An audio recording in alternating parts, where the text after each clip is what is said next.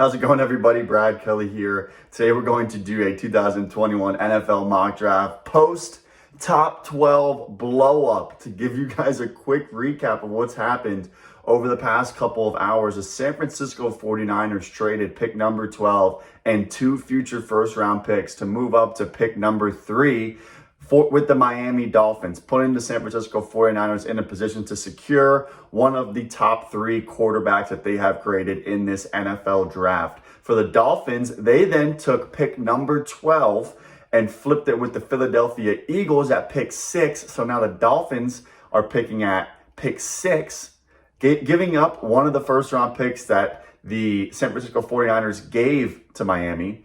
And the Eagles will now be at pick number 12, essentially going from pick 6 to 12, adding a first rounder and a mid-round pick. So to recap, the Niners are now at pick number 3, the Dolphins are now at pick number 6, and the Eagles are now at pick number 12. Obviously, there's going to be a lot of fallout from this, potentially Jimmy Garoppolo being available via trade for the San Francisco 49ers, a clear and obvious indication in the Eagles in their confidence in Jalen Hurts as their future starting quarterback. And with the Dolphins adding a first round pick to move back 3 spots and add a first round and a mid round pick gives them extra draft capital to build around Tua Tagovailoa, or if he is not the answer, they have extra draft capital to move up the board in future drafts and get a quarterback who they believe will be the answer and their franchise quarterback. So a lot of fallout and a lot of major dominoes have just fallen and will continue to fall throughout the NFL and the quarterback carousel. But let's get into an NFL mock draft. We're going to do the top 15 picks, obviously focused on the shuffling of the board in the top 12 and how that's going to affect everyone else's picks.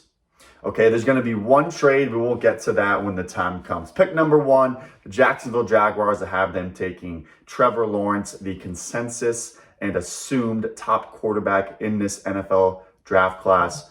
Not much explanation is needed there. I think the Jaguars have locked in on Lawrence for a long time. A lot of teams believe that he's going to be the number 1 pick, a borderline generational quarterback prospect. But now let's get into pick 2. Now, this is where things are going to get really interesting. With the Niners at pick 3, clearly going to be targeting a quarterback. You don't give up 3 first rounders to move up 9 slots not to target a quarterback. So I have the Jets taking Zach Wilson out of BYU, the quarterback, to replace Sam Darnold. Now, there is some talk that potentially they're going to roll with Darnold and try to draft players just around him and really see exactly what they have. But I think the more likely scenario is with a new head coach and Robert Saleh that he's going to want a quarterback, kind of hitch his wagon to him and move forward with a new regime at the position, a new quarterback. I think Zach Wilson makes a lot of sense for them. He's a mobile guy. He checked in today at his pro day at 6'2", 214 pounds, which his size was a little bit of a concern previously. Pick number 3, the San Francisco 49ers, first time that they've been at pick 3 and really in any mock draft. I have them taking Trey Lance, a quarterback from North Dakota State. Now, there's really, at this point, an option between Trey Lance or Justin Fields. I think Lance, coming from a pure under center play action type of offense in college, probably eases his projection to the Niners under center play action, horizontal stretch and rollout type of offense in the NFL. Lance is a very mobile quarterback. He has a big arm, so he can really hit those deep shots that have been lacking with Jimmy Garoppolo under center. And once again, it'll be interesting to see what they do with Garoppolo if they're holding on to him for this next season while Lance is groomed, or if they're going to try to move him for extra draft capital in the 2021 NFL draft. Pick number 4. This is the only trade I have in the top 15. The Carolina Panthers moving up from pick 8 to pick number 4, swapping with division rival Atlanta Falcons to draft Justin Fields. When it comes to the Falcons, they could be looking for a Matt Ryan successor. However, his contract pretty much ties him up to be the starter for the next 2 seasons in Atlanta, which I think for them means they're not quite ready to look for somebody to succeed after him. And instead, they can add extra draft capital in order to move back a few spots and still get a top of the line positional player in this draft class. For the Panthers' perspective, I think they know Teddy Bridgewater is not the answer moving forward. So for them, they can move up and get Justin Fields as their future starting quarterback. Fields is the most accurate passer in this class within 20 yards. He's also an excellent athlete. He has a cannon for an arm. He can hit those deep shots. There are some inconsistencies with processing speed and stuff like that, but in Joe Brady's offensive system, I think that his consistent accuracy in the short to intermediate is going to be a very valuable trait. So pick number 5, the Cincinnati Bengals, the first non-quarterback, by the way. That'll be the first time ever 4 straight quarterbacks are taken at the top of a draft, if that were to come true. Cincinnati Bengals pick 5, have them taking Penny Sewell, offensive tackle from Oregon. They need to do a better job of protecting Joe Burrow. I think Sewell, some teams actually think that he might fit better inside, but I think when it comes to the Bengals, just continue to add tackle and even tackle and guard versatile prospects and protect Joe Burrow at all costs. They did not do a good job of that during his rookie year, and that was the reason why he ended up getting injured. Pick number 6. So this is the first time the Dolphins are drafting at pick number 6 in a mock draft. Previously of pick number 3. Definitely 6 was not a draft slot that I saw them ever picking at because of the Eagles. I figured the Eagles would not try to move up if they weren't going up for a quarterback. But now with the Dolphins at pick 6, like I said, first time they're kind of in this slot in the middle of the top 10. I've been taking Jamar Chase, wide receiver, LSU. They need to get better wideouts to surround Tua Tagovailoa. Jamar Chase has been the supposed number 1 wide receiver on most teams' boards for the past year after opting out of the 2020 college football season. Pick number 7, the Detroit Lions. Also a potential beneficiary of all the quarterbacks now being drafted near the top, at the top of the draft in the top 4. I had the Lions taking Devontae Smith, another wide receiver after losing Kenny Golladay and Marvin Jones in free agency. I mean, they need to address the wide receiver position. Devontae Smith, Heisman winner in 2020. Now the Atlanta Falcons at pick number 8 after moving down from pick number 4 to pick number 8 and adding draft capital, likely some future picks, maybe a mid-round pick in 2021, but likely some future picks from the Carolina Panthers in order to move back to pick number 8. Having taken Patrick Surtain Jr., corner from Alabama, had a great pro day. There were some questions about his long speed, his quickness. I think everything was answered for Patrick Surtain at his pro day.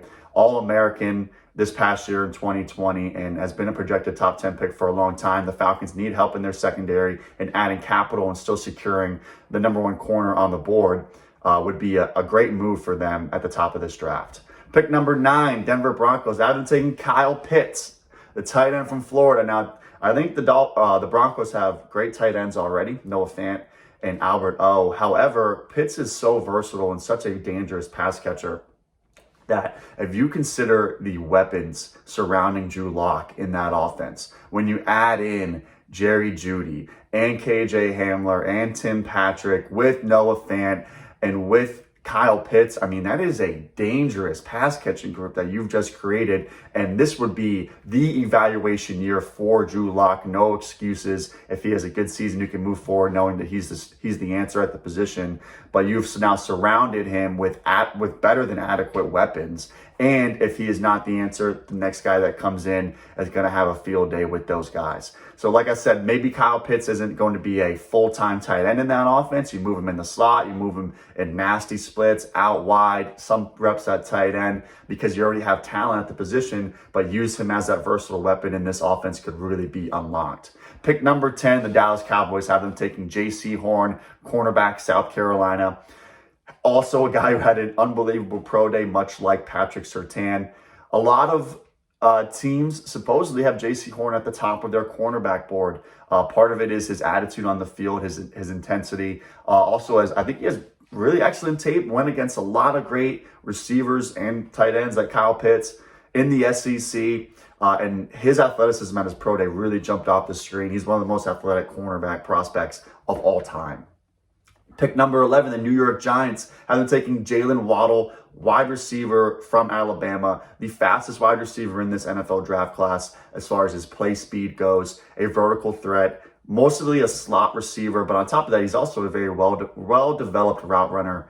On all the branches of the route tree, and I think that that's something that the Giants, even though they've signed Galladay, they have other talent at the position, probably still looking for one more guy at wide receiver. John Ross maybe is that vertical threat, but Waddle's a more developed player than him. They just signed John Ross in free agency. So I think they're looking for maybe one more player at the position and putting Jalen Waddle into that offense.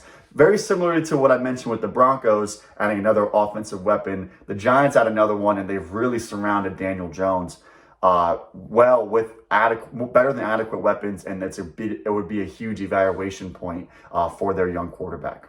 Pick number 12. Now, this is the Philadelphia Eagles moving down from pick 6, adding a first-round pick in an upcoming draft to move from 6 back to 12. Rashawn Slater, offensive tackle, Northwestern. Now, I think the Eagles probably moved themselves out of top 3 wide receiver or Kyle Pitts range, which I think a lot of the fan base was probably hoping for because their offensive weapons are below average. However, if Jalen Hurts is your starting quarterback, the running game is going to need to be effective, and you're going to need to protect him. Clearly, you have to protect every young quarterback, but especially Hurts, who there are times in the pocket where his presence can waver. And Rashawn Slater, I think, could be a huge answer. Now I think they like their tackles. Clearly, Lane Johnson is a longtime veteran, but he's coming off multiple lower body surgeries. Andre Dillon on the left side.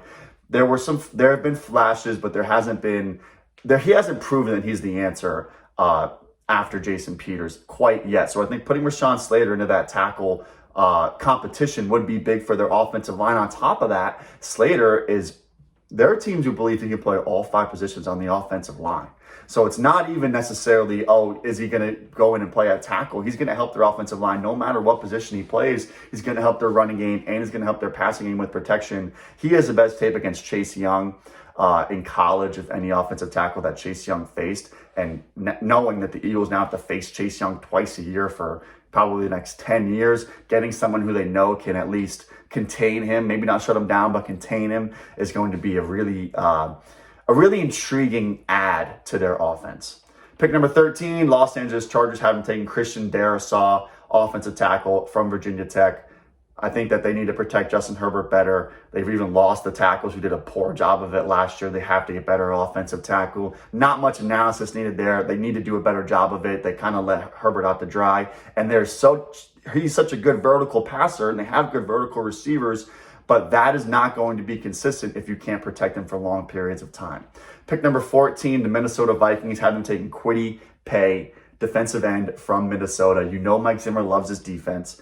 And actually, this is the first defensive lineman or front 7 player drafted in this scenario because of the 4 quarterbacks being taken already in the top 4, kind of pushing the other position players down the board. You know that there's 3 legit wide receiver prospects and Kyle Pitts and the offensive tackles, 2 corners taken, and then the Minnesota Vikings are going to take the number 1 front 7 player in the draft. Kwity Paye is going to help their pass rush right away. New England Patriots, pick 15, Micah Parsons, linebacker from Penn State. This would be the last pick that I do in this mock draft. Micah Parsons has that stand-up linebacker and edge versatility that Bill Belichick covets. He's a natural fit in their defense. Ran a 4.39 official 40. We'll see. We don't know if that's a legitimate time from Penn State's pro day, but at least he's a 4.4 guy. At his size is pretty ridiculous. He's an unbelievable athlete.